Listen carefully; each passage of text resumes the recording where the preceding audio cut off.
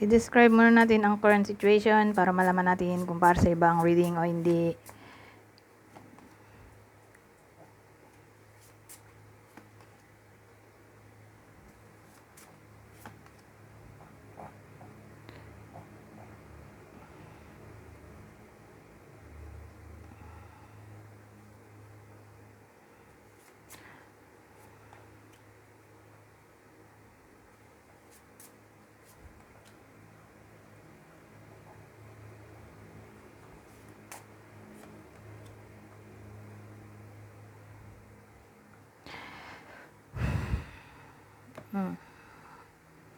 So, ang kwento dito, LDO.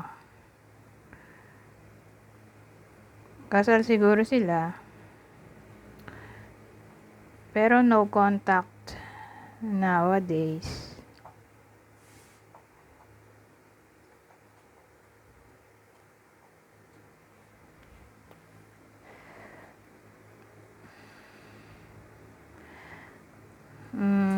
Tingin ko, mag-asawa na siguro sila. May anak siguro.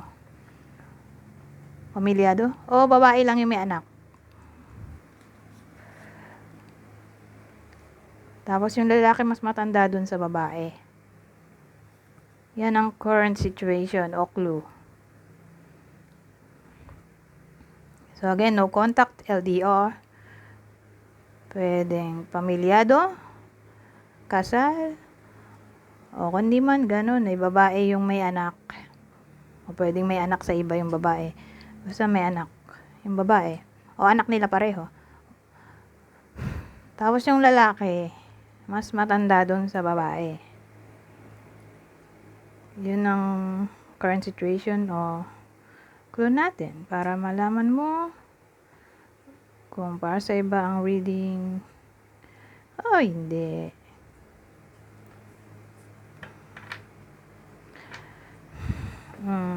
No contact, LDR. Anyways, alamin natin bakit no contact. Anong nangyayari?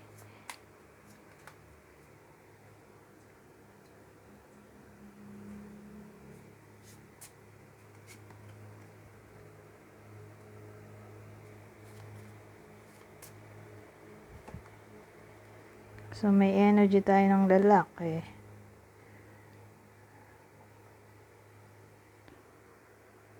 So, may lalaki tayo dito. Kung dito tao, di energy.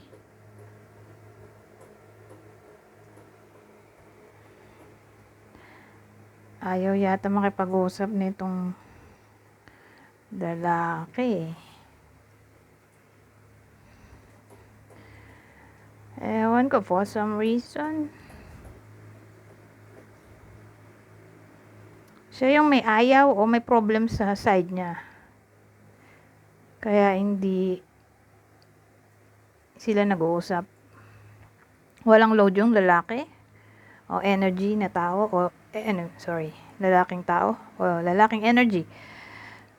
Kung babae man yun. Basta may problema sa side niya. Either ayaw niya makipag-usap dun sa babae o sa partner niya. O wala siyang load. O ewan ko kung anong dahilan. Basta parang may problem sa side niya.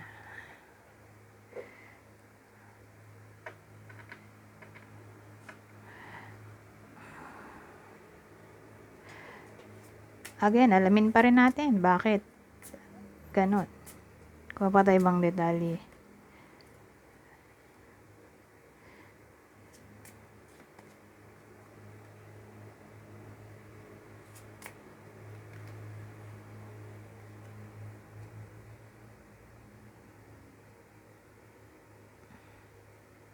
The Sun? Ano yan?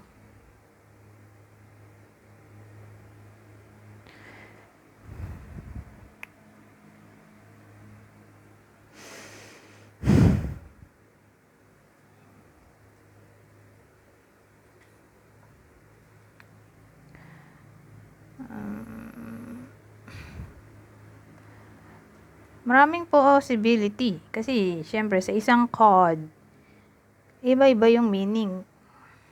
Di siya fix na isang code, isang meaning. Marami yung meaning.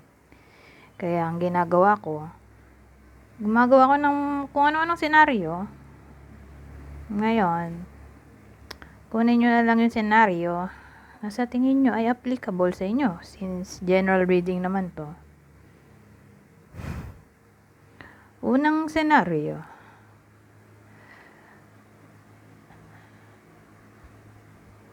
Yung lalaki, maiba. Medyo cliche na nga eh. Lagi kasi may third party. Wala eh. Dito, ganun ulit yung senaryo. Malaki-laki chance meron. Nabuntis pa nga niya eh. O baka kakapapanganak lang.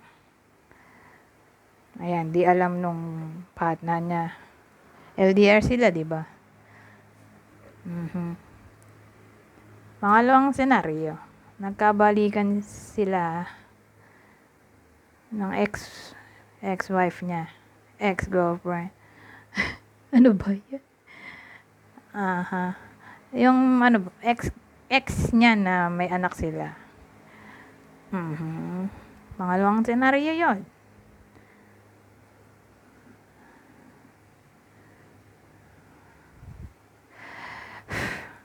Pangatlo.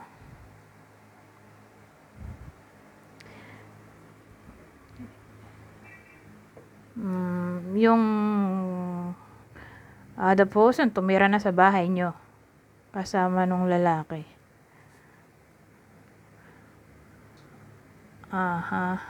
Magkasama na sila sa isang bubong.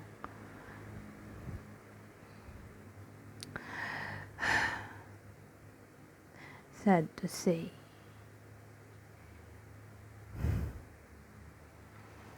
Either yung babae, yung pumunta sa bahay nyo, nagsasama na sila sa isang bubong dun sa bahay niya mismo. O yung lalaki yung sumama sa kabit niya. O other person.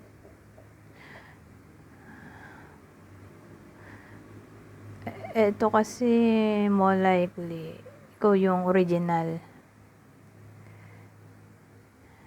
Ay hindi. Case to case basis nga pala to.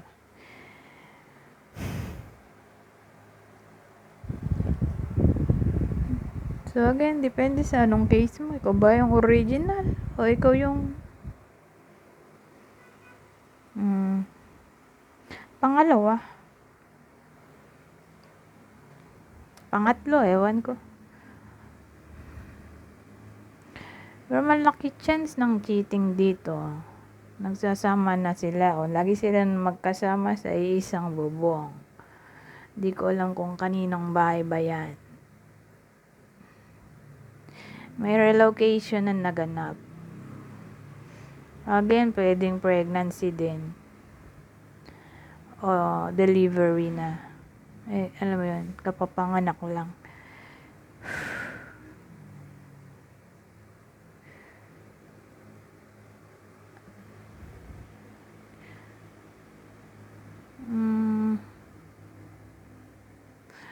Ano pa bang ibang senaryo? Puro negative naman sa sabi ko. 3 na yon, no?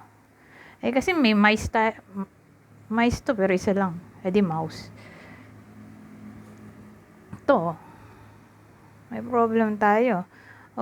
Kung di man ganun, walang third party. Ayaw na nung lalaki sa babae. Naubos na ang kanyang pagmamahal o feelings. Ganyan eh.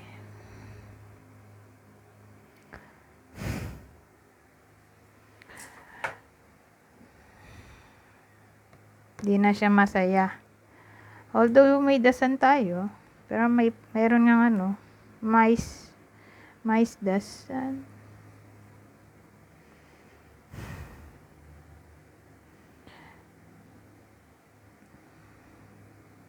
Pero ang sun kasi pwede ring marriage or renewal. Pero again, Ang dating sa akin,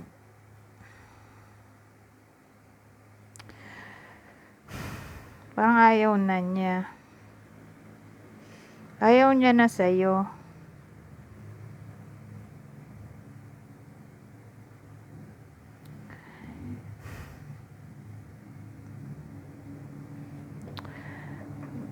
Tingin niya hindi ikaw yung magbibigay ng happiness sa kanya. Kundi ibang tao. Kuha tayo ng ibang deck. Malay mo may iba pa yan. Kuha tayo ng ibang deck.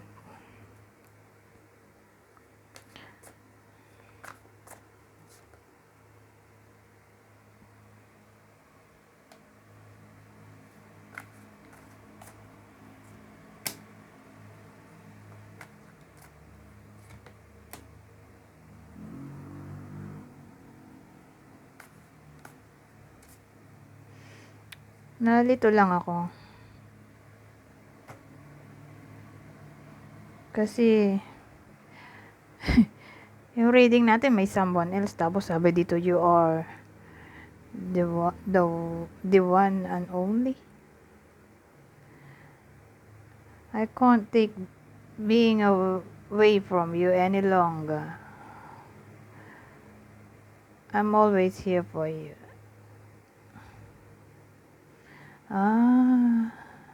Alam ko na. So, ginagamit niya lang sa madaling salita yung other person. Kasi nga magkalayo kayo. Pero kahit may iba na siya, kung sakaling umuwi ka man, o magkita na kayo, o siya man yung umuwi, babalik siya sa'yo. Mas lamang ka pa rin kaysa doon sa other person. Pero for some reason, magkalayo nga kayo, di siya masaya. May mga needs siya na yung other person yung nagbibigay. Pero mukhang ginagamit niya lang yon. Hindi niya talaga totoong mahal. Pero kung sakali nga na magbalik siya, kung siya man yung napalayo, o ikaw yung nasa malayo, at bumalik ka,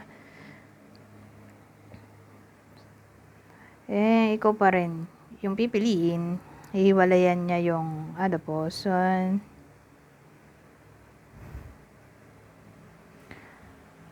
Ganun ang dating sa akin. Anyways, kuha pa tayo ng ibang detalye. Ito.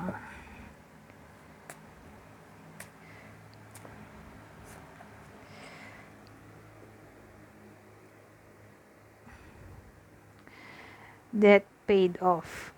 The old weight and the habit of debt is lifted from you and your life. Mababayaran mo na raw yung mga utang mo.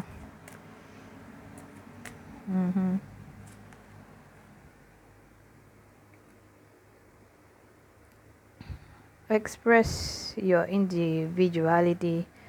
Allow your true self to shine because you're awesome. Be yourself, in short.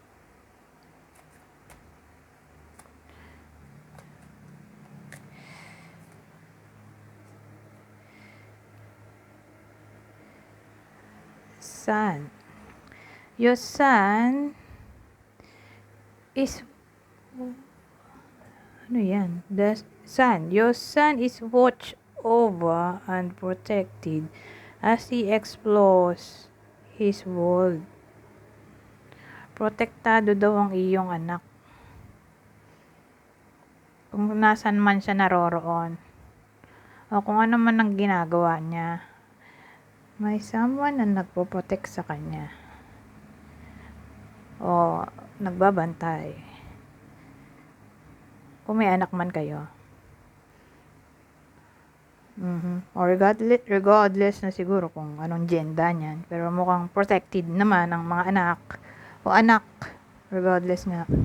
Kung anong gender yan. Pero kung may anak kang lalaki, di specifically lalaki.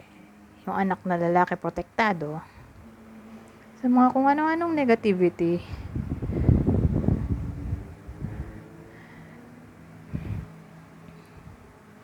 Anyways, punta na tayo sa clue. Magbibigay ako ng 8 clue. Pero wag masyado mag-pay attention dito dahil dagdag info lang ang mga to.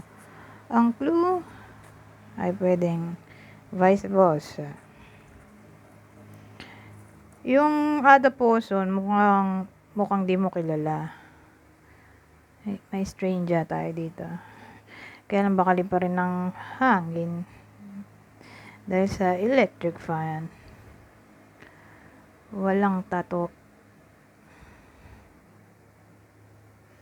So, kunin nyo lang ang clue na sa tingin nyo para sa inyo. Ba to?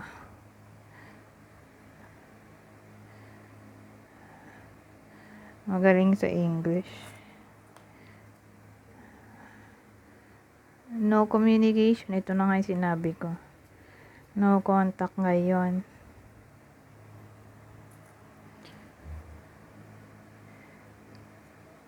Dog, 11, 1922, 1934, 1946, 1958, 1970, 1982, 1994, 2006. Masipag.